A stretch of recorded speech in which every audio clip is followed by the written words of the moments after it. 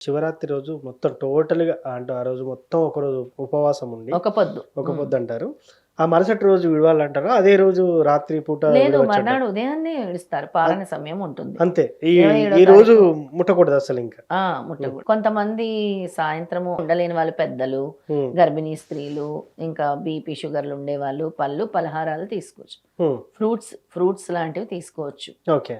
మిగతా వాళ్ళందరూ కూడా ఉండగలిగిన వాళ్ళు 27వ తారీఖు ఉపవాసాన్ని ఇస్తారు. పారణ సమయం అంటారు. ఓకే. దాన్నే పారణ సమయం అంటారు. సో, అలా చేసినట్టయితే మనకు నిజంగా ఇన్ని సమస్యల నుండి బయటపడతామంటారు మనం. శివరాత్రి ఉపవాసం జేసి శివనామ స్మరణలో ఉంటూ శివుడికి లింగోద్భవ కాలంలో అభిషేకం జేస్తే ఇన్ని సమస్యల నుండి మనం బయటపడిపోతాం. తప్పకుండా అండి. హ్మ్. పెద్ద పెద్ద సమస్యల నుంచి కూడా స్వామి మనల్ని రక్షిస్తారు. ఓకే.